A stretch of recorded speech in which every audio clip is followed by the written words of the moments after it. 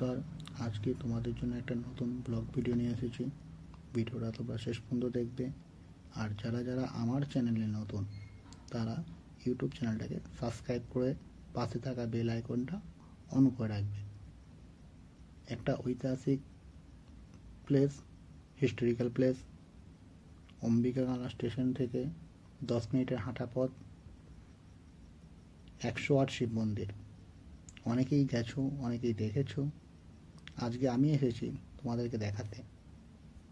তোমরা দেখে নাও কত সুন্দর একটা পরিবেশ এখানে। রাজবাড়ির সংলগ্ন জায়গা, এখানে রাজার বাড়ি আছে, 108 শিব মন্দির আছে। তোমাদেরকে পুরোটাই দেখাবো আমি, যতটা পারবো আমি ঘুরে ঘুরে ততটাই তোমাদেরকে দেখাবো। তোমরা ভিডিওটা শেষ পর্যন্ত দেখবে, কেউ ভিডিওটা স্কিপ করবে না। সত্যিই খুব ভালো জায়গা। সরস্বতী পুজো দিন গেছিলাম, অনেক ভিড়ভাট্টাও ছিল।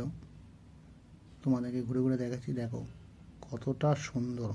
আর মন্দিরগুলো দেখো, 108 শিব মন্দির আগেকার দিনের, এখনো পর্যন্ত তার কত সুন্দর কার্যকলাপ আর কত লোকের ভিড়, দেখে তো মন ভরে যায়। কেউ যদি আমার এই ভিডিওটা দেখে আসতে ইচ্ছা করে অবশ্যই আমাকে কমেন্ট করবে। হাওড়া কাটোয়া লাইনের লোকাল ট্রেনে আসলে অম্বিকাগালা স্টেশন পড়বে। অম্বিকাগালা স্টেশন থেকে নেমে পায়ে হেঁটে 10 মিনিট আসলেই এই রাজবাড়ি এবং 108 শিব মন্দির তোমরা দেখতে পাবে। পূর্ব বর্ধমান ডিস্ট্রিক্টে অবস্থিত অম্বিকাগালা, কানলা বলে অনেকেই চেনে, অম্বিকাগালা তার ভালো নাম। এই 108 শিব মন্দির সেখানে আছে, পুরো গোল হয়ে আছে 108টা শিব মন্দির। তোমরা মন্দিরগুলো দেখে নাও।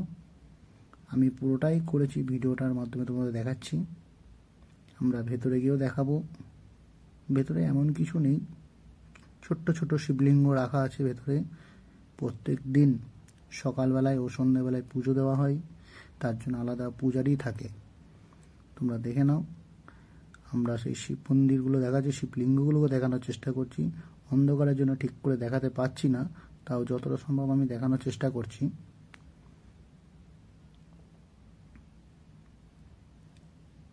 কত সুন্দর লাগছে। রাতের বেলায় গেছিলাম, দিনের বেলা আসলে আরও একটু ভালো হতো। তোমাদেরকে দেখাচ্ছি। এবং এর সঙ্গে সঙ্গে আরও একটা বিশেষ আকর্ষণীয় জায়গা আছে রাজবাড়ির সংলগ্নই, রাধা মাধব মন্দির, রাধাকৃষ্ণের মন্দির, আরও অনেক কিছু আছে। রাজাদের আমলকার অনেক স্থাপত্য ও ভাস্কর্য এখানে এখনও পর্যন্ত আছে। সেটা এই যে এটা হচ্ছে সেই মাঠ যেখান থেকে আমরা একটা বিখ্যাত মন্দির দেখতে পাচ্ছি। তোমাদেরকে দেখাচ্ছি, সেটাকে দেখো। সরস্বতী পুজোর দিন কতটা ভিড়, সবাই এখানে জোড়ায় জোড়ায় এসেছিল কাপেল নিয়ে। দেখতেই পাচ্ছ, গার্লফ্রেন্ড বয়ফ্রেন্ড সবাই এখানে আছে। আর ওই যে দূরে মন্দিরটা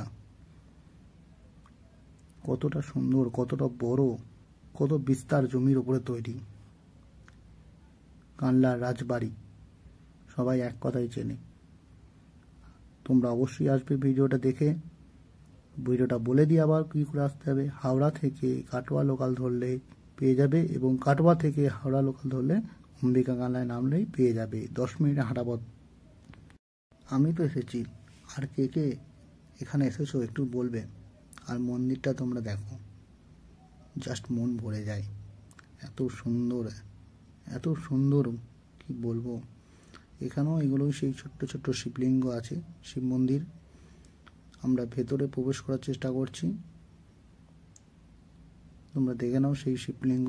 108 শিব মন্দিরের মধ্যে কত সুন্দর এই পরিবেশটা।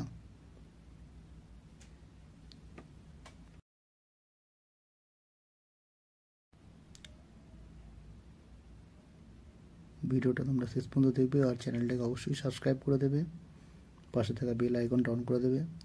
জানি না কেমন হয়েছে, ফার্স্ট টাইম করার চেষ্টা করেছি, যতটা সম্ভব আমি চেষ্টা করেছি ভালো করার। তোমরা অবশ্যই আমাকে সাপোর্ট করবে, পাশে থাকবে। দেখা হচ্ছে আবার পরের ভিডিওতে। এখনকার মতন